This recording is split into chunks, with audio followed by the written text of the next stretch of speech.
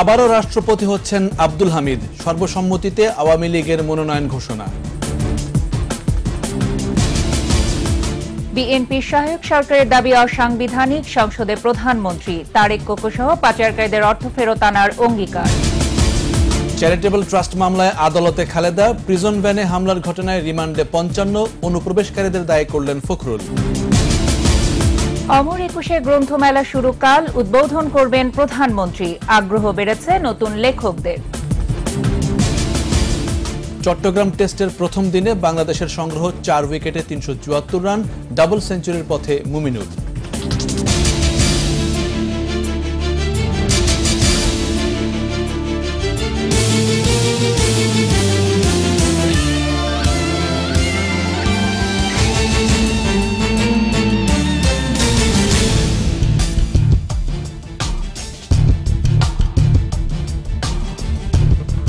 শুনছিলেন first security ইসলামী bank limited সংবাদ শিরোনাম। আমন্ত্রণ জানাচ্ছি রাত ১১টার ২১ সংবাদে। সাথে আছি আমি জাবের হোসেন এবং আমি ফারজানা আখি। এগিয়ে চলো কল্পনার রাজ্যে। এছাড়া সংবাদে আরো থাকছে: এক চাঁদের ৩ রূপ, ১৫০ বছর পর বিশ্ববাসী প্রত্যক্ষ করল মহাজাগতিক বিরল দৃশ্য।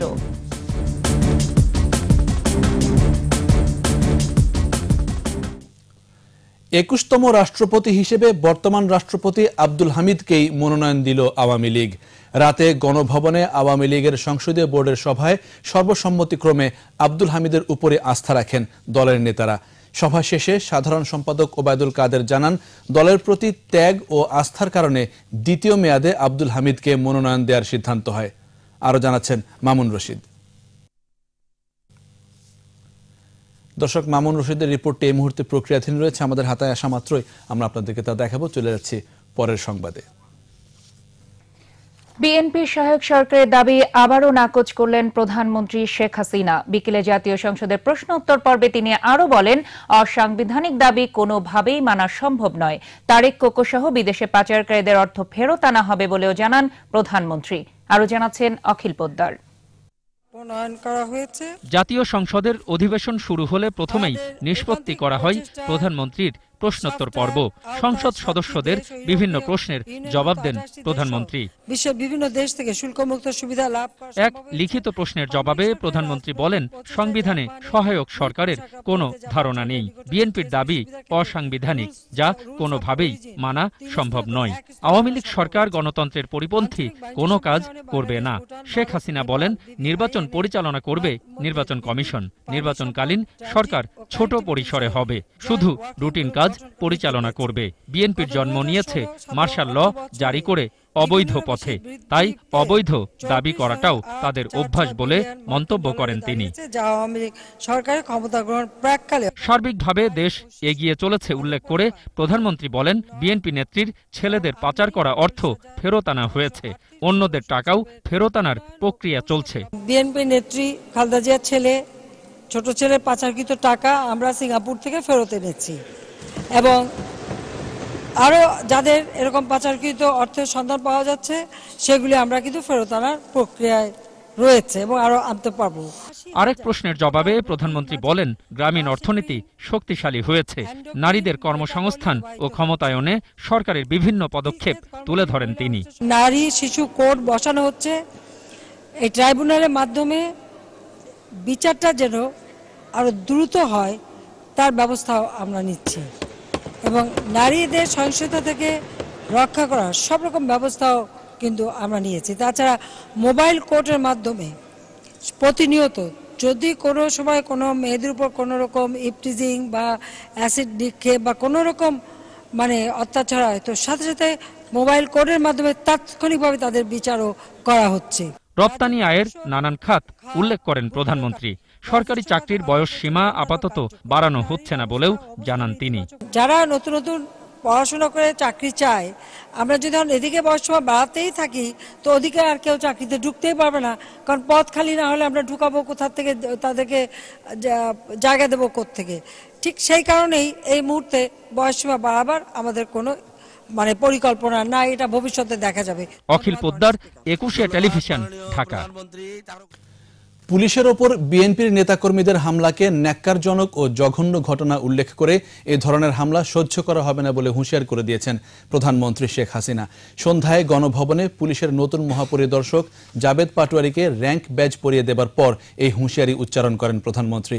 গেল মঙ্গলবার রাজধানীতে পুলিশের ওপর বিএনপির নেতাকর্মীদের হামলা ও আসামি ছিনতাইয়ের ঘটনার তীব্র সমালোচনা করে প্রধানমন্ত্রী বলেন, পুলিশ দেশে অনেক কঠিন দায়িত্ব পালন করেছে, জনগণের জানমাল রক্ষায় নিজেরা জীবন দিয়েছে।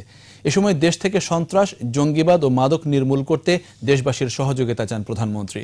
নতুন আইজিপিকে অভিনন্দন জানিয়ে জনগণের পাশে থাকার নির্দেশ দেন তিনি। অনেককে জীবন পর্যন্ত দিতে হয়েছে জনগণের জানমাল রক্ষা করতে গিয়ে। গতকালকেও একটা ন্যাক্কারজনক ঘটনা ঘটলো, এরকম জঘন্য ঘটনা আমরা দেখিনি, যে মানে কিভাবে ঘটনাগুলি ঘটলো। যা এই ধরনের ঘটনা আমরা কোনোদিন সহ্য করবো না।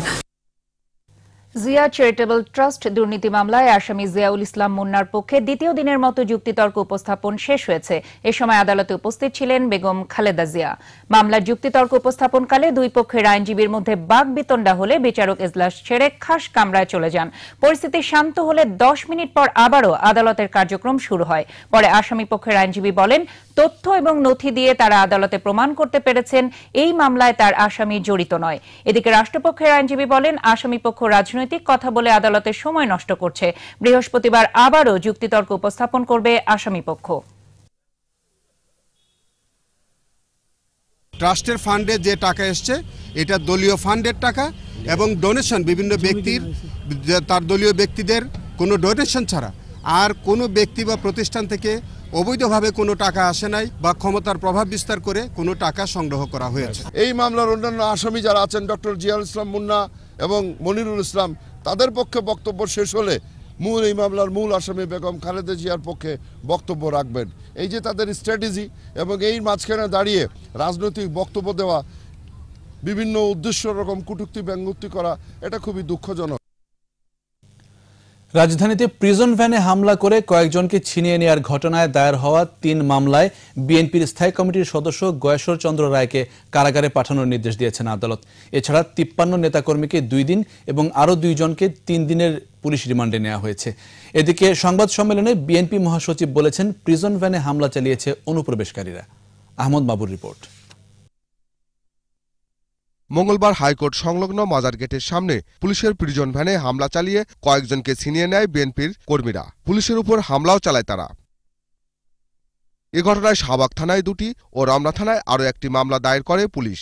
মামলায় সরকারি কাজে বাধা দান, পুলিশের উপর হামলা, রাষ্ট্রীয় সম্পদ বিনষ্টের অভিযোগ আনা হয়েছে। হামলার নির্দেশদাতা হিসাবে বিএনপির স্থায়ী কমিটির সদস্য গয়েশ্বর চন্দ্র রায় সহ শীর্ষ নেতাদের নাম উল্লেখ করা হয়েছে। বুধবার বিকেলে গয়েশ্বর চন্দ্র রায় সহ 56 নেতাকর্মীকে মহানগর হাকিম আদালতে হাজির করা হয়। তাদের জিজ্ঞাসাবাদের জন্য 10 দিন রিমান্ড আবেদন করে পুলিশ। তবে গয়েশ্বর রায়ের বিরুদ্ধে রিমান্ড চায়নি পুলিশ। শুনানি শেষে 55 জনের রিমান্ড মঞ্জুর করেন আদালত। তদন্তের স্বার্থে আমরা তাদেরকে 10 দিনের পুলিশ রিমান্ড চেয়েছি এবং 7 দিনের পুলিশ। বিজ্ঞ আদালত 2টি মামলাতেই রিমান্ড 2 দিন করে মঞ্জুর করেছে। আনিসুর রহমান তালুকদার, ছাত্রদলের সাবেক সাংগঠনিক সম্পাদক, তার 3 দিন। তরিকুল ইসলাম সাহেবের ছেলে অমিত, তার 3 দিন। আর বাকি 57 জনের 2 দিন করে রিমান্ড মঞ্জুর। এর আগে সকালে নয়াপল্টনে বিএনপির কেন্দ্রীয় কার্যালয়ে সংবাদ সম্মেলনে মির্জা ফখরুল ইসলাম আলমগীর দাবি করেন, প্রিজন ভ্যানে হামলা করেছে অনুপ্রবেশকারীরা।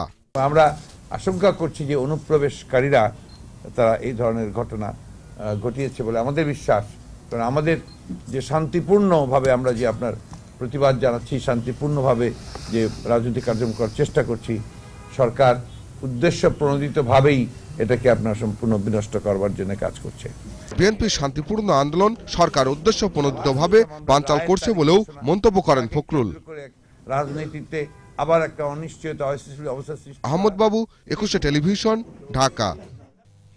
21তম রাষ্ট্রপতি হিসেবে বর্তমান রাষ্ট্রপতি আব্দুল হামিদকেই মনোনয়ন দিল আওয়ামী লীগ। রাতে গণভবনে আওয়ামী লীগের সংসদীয় বোর্ডের সভায় সর্বসম্মতিক্রমে আব্দুল হামিদের উপরই আস্থা রাখেন দলের নেতারা।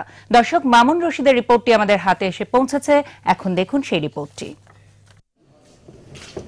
21তম রাষ্ট্রপতি নির্বাচনে দলীয় প্রার্থী চূড়ান্ত করতে রাতে গণভবনে আওয়ামী লীগের সংসদীয় বোর্ডের সভা অনুষ্ঠিত হয়। আওয়ামী লীগ সভাপতি ও সংসদীয় বোর্ডের চেয়ারম্যান শেখ হাসিনার সভাপতিত্বে ওই বৈঠকে উপস্থিত ছিলেন সংসদীয় বোর্ডের সদস্যরা। বিদেশে থাকায় বৈঠকে ছিলেন না সৈয়দ আশরাফুল ইসলাম। সাধারণ সম্পাদক ওবায়দুল কাদের রাষ্ট্রপতি হিসেবে বর্তমান রাষ্ট্রপতি আব্দুল হামিদের নাম প্রস্তাব করেন। তার সমর্থন করেন তোফাল আহমেদ। পরে সর্বসম্মতভাবে তার নামই চূড়ান্ত করে সংসদীয় বোর্ড। বৈঠক শেষে সবার সিদ্ধান্ত জানান সাধারণ সম্পাদক ওবায়দুল কাদের। সর্বসম্মতিক্রমে মোহাম্মদ আব্দুল হামিদ মহামান্য রাষ্ট্রপতি, তাকে আমরা পরবর্তী রাষ্ট্রপতি নির্বাচনের জন্য আওয়ামী লীগ পার্লামেন্টারি বোর্ড সর্বসম্মতভাবে মনোনয়ন প্রদান করি। কাদের বলেন, দল ও দেশের জন্য আব্দুল হামিদের অবদান, দীর্ঘদিনের ত্যাগ এবং বর্তমান সময় বিবেচনা করেই তার উপর আস্থা রেখেছে আওয়ামী লীগ। সুদীর্ঘ রাজনৈতিক জীবন, কালারফুল চেকার্ড হিস্ট্রি। এর আগে 2013 সালে বিনা প্রতিদ্বন্দ্বিতায় আব্দুল হামিদ দেশের 20তম রাষ্ট্রপতি হিসেবে নির্বাচিত হন। নির্বাচন কমিশনের তফসিল অনুযায়ী 18 ফেব্রুয়ারি জাতীয় সংসদে রাষ্ট্রপতি নির্বাচনে ভোট গ্রহণ করা হবে। মামুন রশিদ, 21 টেলিভিশন, ঢাকা। অমর 21 গ্রন্থমেলার প্রস্তুতি প্রায় শেষ, এখন অপেক্ষা উদ্বোধনের। বৃহস্পতিবার বিকেলে গ্রন্থমেলার আনুষ্ঠানিক উদ্বোধন করবেন প্রধানমন্ত্রী শেখ হাসিনা। এর মধ্যে নান্দনিকভাবে সাজানো হয়েছে বিভিন্ন প্রকাশনের স্টল। পাঠকের সংখ্যা বৃদ্ধি পাওয়ায় এবারের মেলায় নতুন লেখকদের বই আরও বেশি আসবে বলে জানালেন প্রকাশকরা। পাঠক লেখকের এই মিলন মেলায় আগ্রহ বাড়ছে বিশ্ববাসীরও। আকবর হোসেন সুমনের রিপোর্ট। রাজধানীর সোহরাওয়ার্দী উদ্যান, বৃহস্পতিবার অমর 21 গ্রন্থমেলার উদ্বোধন। তার আগেই থরে থরে বই সাজিয়ে রাখার এই চেষ্টা। এক বছরের অপেক্ষা শেষে লেখক পাঠকের আনাগোনায় মুখর হয়ে উঠবে মেলা প্রাঙ্গণ। এবছর নতুন পাঠক সৃষ্টির লক্ষ্যে শিশুদের জন্য মাঠের একটি বড় অংশে নির্মাণ করা হয়েছে শিশু চত্বর। বাংলা একাডেমির 2টি সহ বিভিন্ন প্রকাশনা প্রতিষ্ঠানের 25টি প্যাভিলিয়ন বইমেলার আঙিনার সৌন্দর্য নজর কাড়বে পাঠকদের। নিজস্ব বৈচিত্র্যে সাজানো হয়েছে 450 প্রকাশনা প্রতিষ্ঠানের 750 ইউনিট। নতুন বই গোছানো হয়েছে, পূর্ণতা পাবে 1 ফেব্রুয়ারি। বিশাল আয়োজন ফ্রাঙ্কফুর্ট বইমেলা হয়, কিন্তু খোলা চত্বরে মাঠের মধ্যে এবং এত লম্বা, মানে 1 মাস ব্যাপী বইমেলা পৃথিবীর কোথাও কিন্তু নাই। এটা একটা ইতিহাস বা রেকর্ড বলা যায় আর কি। আন্তর্জাতিক অঙ্গনে 21 বইমেলা নিয়ে আগ্রহ সৃষ্টি হয়েছে। বিশ্ববাসীর এ আগ্রহ মেলাকে আরও সমৃদ্ধ করবে বলে আশা বাংলা একাডেমির।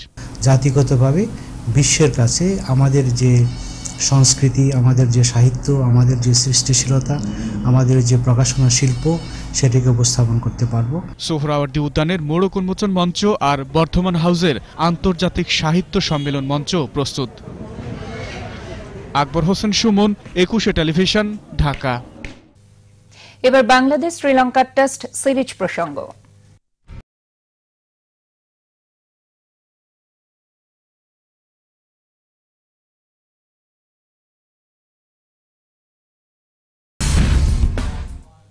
চট্টগ্রাম টেস্টে শ্রীলঙ্কার বিপক্ষে মুমিনুলের দুর্দান্ত সেঞ্চুরিতে বড় সংগ্রহের পথে বাংলাদেশ। ক্যারিয়ারের 5ম সেঞ্চুরির ইনিংস খেলার পথে বাংলাদেশের হয়ে সবচেয়ে কম ম্যাচে 2000 রানের মাইল ফলক পেরিয়েছেন মুমিনুল। তবে শেষ বিকেলে বিষাদ ছড়িয়েছে সেঞ্চুরির পথে হাঁটা মুশফিকের আউট।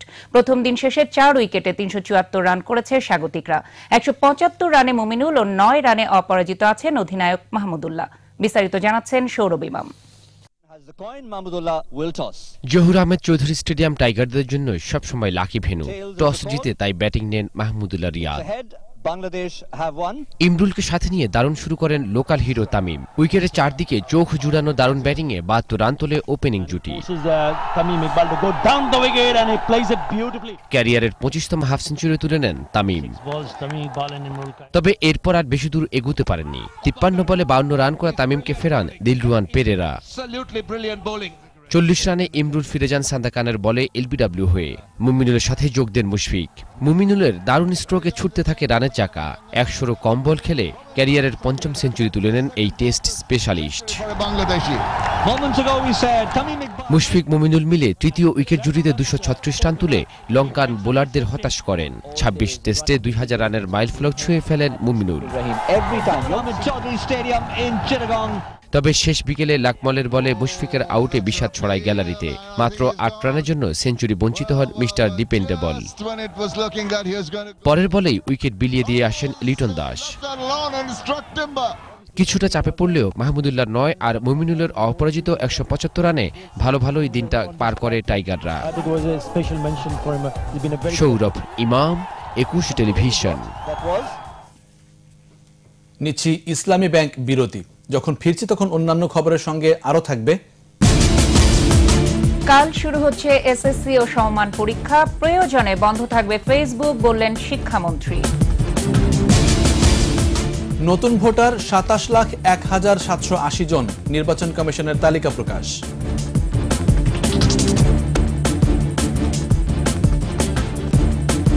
দেখছেন রাত 11টার 21 সংবাদ। কোনো প্রকার দুর্নীতি অনিয়ম বরদাস্ত করা হবে না বলে কর্মকর্তা কর্মচারীদের সতর্ক করে দিয়েছেন প্রধানমন্ত্রী শেখ হাসিনা। আন্তর্জাতিক সুপ্রিম অডিট ইনস্টিটিউটের উদ্বোধনী অনুষ্ঠানে একথা বলেন তিনি। দক্ষতা ও পেশাদারিত্বের সঙ্গে কাজ করার আহ্বান জানান প্রধানমন্ত্রী। ডিজিটাল সেবার পাশাপাশি নিরাপত্তার ব্যাপারেও সজাগ থাকার নির্দেশ দেন তিনি। দুর্নীতি দমন কমিশন এখন অনেক স্বাধীনভাবে কাজ করছে। সরকারি এমপি মন্ত্রীদেরও যদি দুর্নীতি দমন মনে করে তাদেরকে জিজ্ঞাসাবাদ করবে, আমরা কিন্তু বাধা দিই না, এবং আমার মন্ত্রীরাও পিছিয়ে থাকে না, তারা সঙ্গে সঙ্গে সেখানে যায়, তারা তাদের জবাবদিহি করে। গণতান্ত্রিক আচরণ ভুলে বিএনপি এখন পুলিশের ওপর হামলা করছে বলে মন্তব্য করেছেন আওয়ামী লীগের সাধারণ সম্পাদক ওবায়দুল কাদের। এদিকে এ প্রসঙ্গে বাণিজ্য মন্ত্রী তোফায়েল আহমেদ হুঁশিয়ারি দিয়ে বলেন, বিশৃঙ্খলা করে কোনো লাভ নেই, আইন তার নিজস্ব গতিতেই চলবে। রাজধানীতে আলাদা অনুষ্ঠানে তারা এসব কথা বলেন। আকবর হোসেন সুমনের সহায়তায় প্রণব চক্রবর্তী রিপোর্ট। রাজধানীর মহানগর নাট্যমঞ্চে শ্রমিক কর্মচারী পেশাজীবী মুক্তিযোদ্ধা পরিষদের অনুষ্ঠানে যোগ দেন আওয়ামী লীগের সাধারণ সম্পাদক ওবায়দুল কাদের।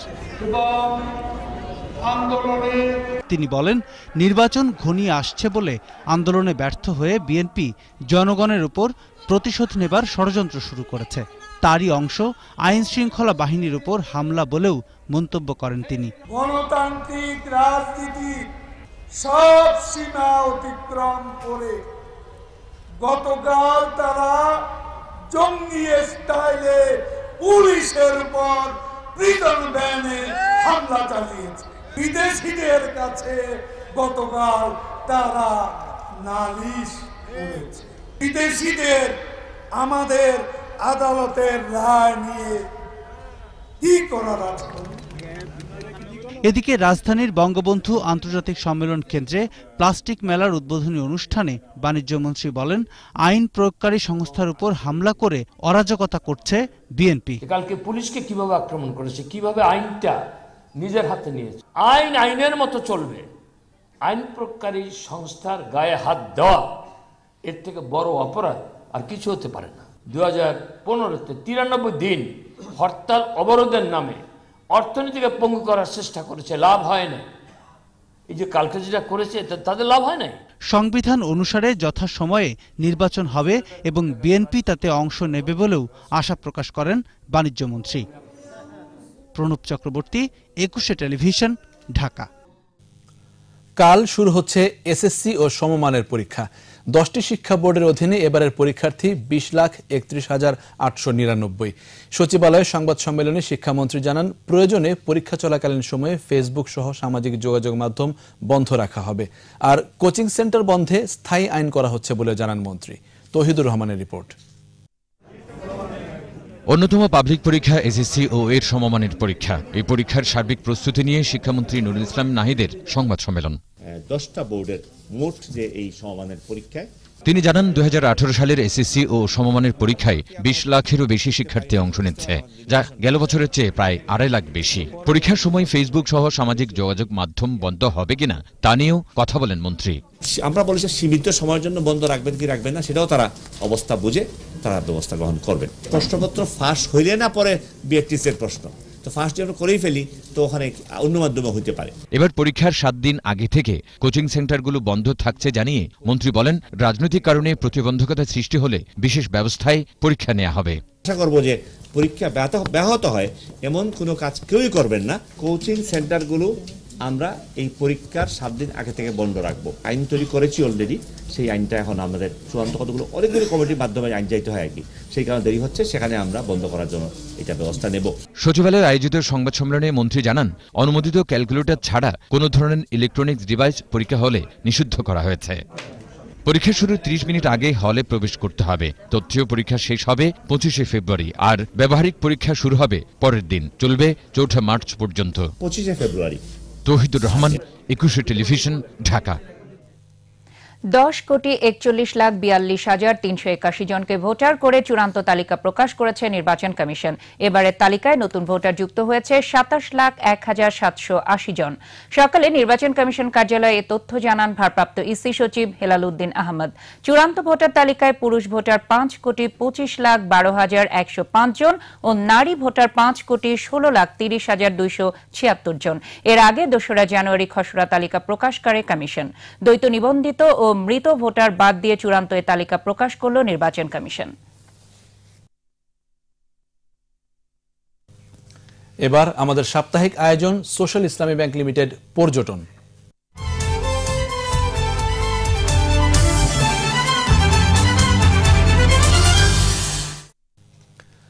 পর্যটনের অন্যতম আকর্ষণ হয়ে উঠেছে নড়াইলের অরুণিমা রিসোর্ট গলফ ক্লাব। অতিথি পাখির পাশাপাশি দেশীয় নানা পাখির কলকাকলি মুগ্ধ করে দর্শনার্থীদের। অরুণিমা লেকে নৌকা ভ্রমণের সাথে নানা সুযোগ সুবিধা আকৃষ্ট করে ভ্রমণ পিপাসুদের। নড়াইল প্রতিনিধি ফরহাদ খানের রিপোর্ট, জানাচ্ছেন আফসানা নীলা। কুয়াশা মাখা ভোরে হাজারো পাখির কলকাকলিতে মুখর নড়াইলের অরুণিমা রিসোর্ট গলফ ক্লাব। সবুজ প্রকৃতির মাঝে দেশি বিদেশি পাখির ডানা ঝাপটানো, কিচিরমিচির শব্দ আর লেকের স্বচ্ছ পানি মুগ্ধ করে সবাইকে। বিকাল থেকে সন্ধ্যা পর্যন্ত আমার খুবই ভালো লাগছে।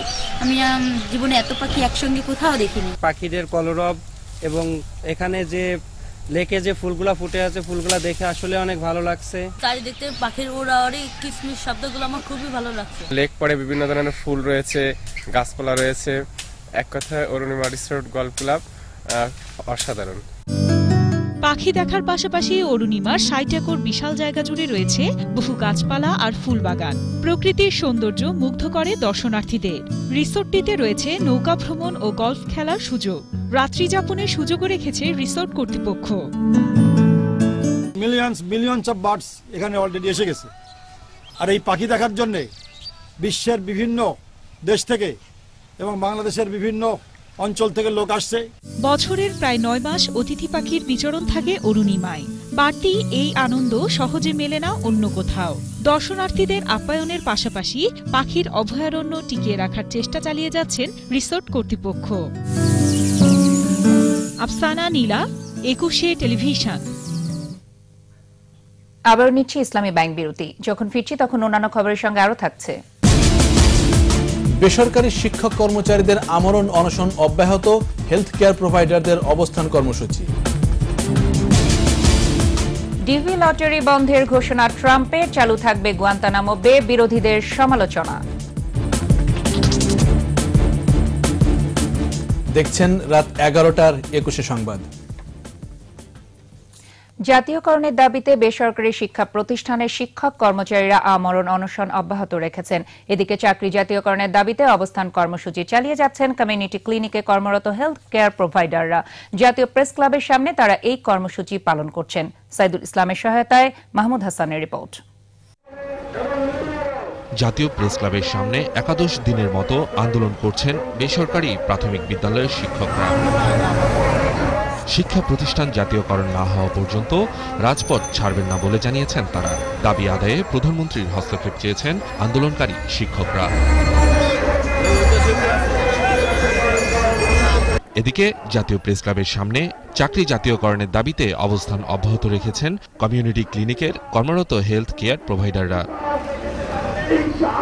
দাবি আদায় না হওয়া পর্যন্ত কর্মসূচি চালিয়ে যাওয়ার ঘোষণা দিয়েছেন হেলথ প্রোভাইডাররা।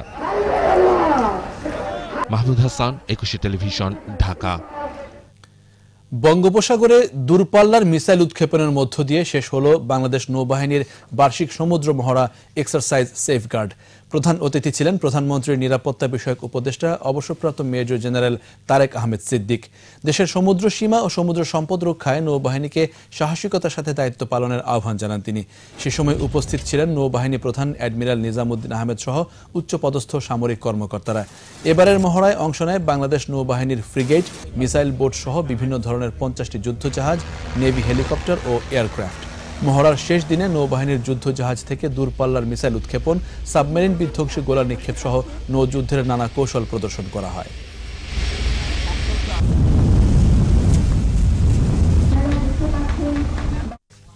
নবনিযুক্ত তথ্য প্রযুক্তি মন্ত্রী মোস্তফা জব্বারকে অভিনন্দন জানিয়েছে আওয়ামী লীগের প্রচার ও প্রকাশনা কমিটি। বুধবার সন্ধ্যায় দলের ধানমন্ডি নতুন কার্যালয়ে কমিটির বৈঠকে তাঁকে ফুলেল শুভেচ্ছা জানানো হয়। বৈঠকে আগামী জাতীয় সংসদ নির্বাচনকে ঘিরে সরকারের উন্নয়ন কর্মকাণ্ড ডিজিটাল প্রযুক্তি ব্যবহার করে দ্রুত জনগণের কাছে পৌঁছে দেওয়ার ব্যাপারে আলোচনা হয়। প্রধানমন্ত্রীর রাজনৈতিক উপদেষ্টা এইচ.টি. ইমাম, তথ্য প্রযুক্তি মন্ত্রী মোস্তফা জব্বার, আওয়ামী লীগের প্রচার ও প্রকাশনা সম্পাদক ড. হাসান মাহমুদ সহ কমিটির অন্যান্য সদস্যরা উপস্থিত ছিলেন। এবার বাণিজ্য সংবাদ।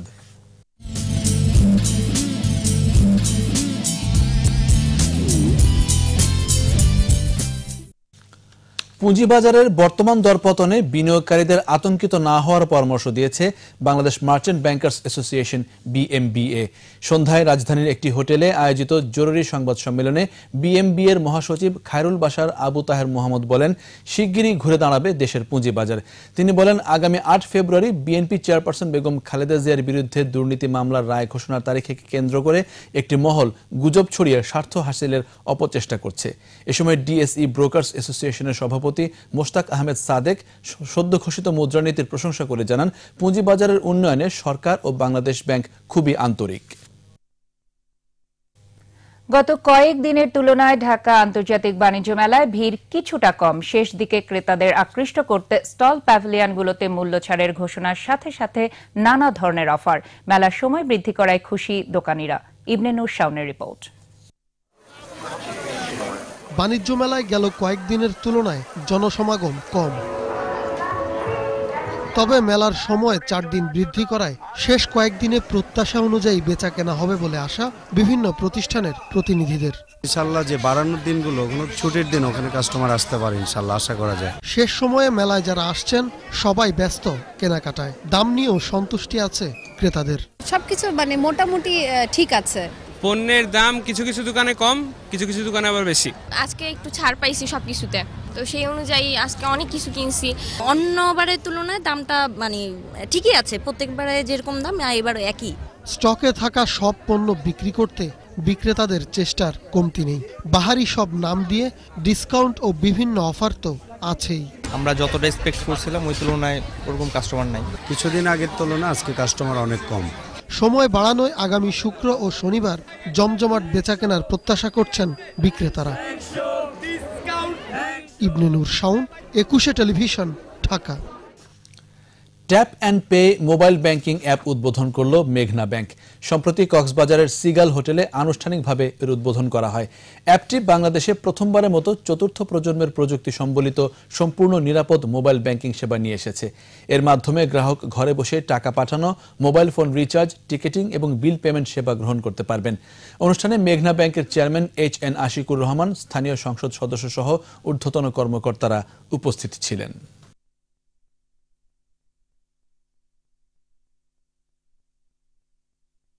আর এর সাথে শেষ করছি রাত 11টার 21 সংবাদ। তবে যাবার আগে ফার্স্ট সিকিউরিটি ইসলামী ব্যাংক লিমিটেড সংবাদ শিরোনামগুলো জানাচ্ছি আরো একবার।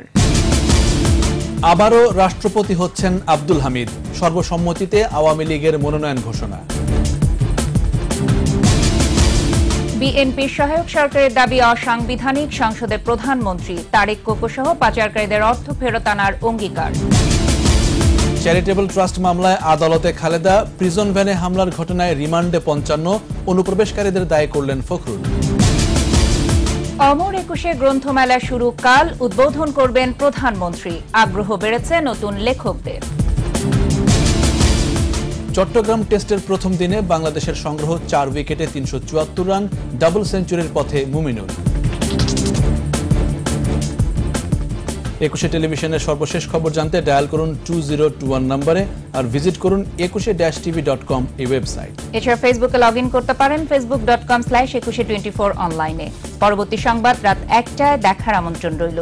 শুভরাত্রি।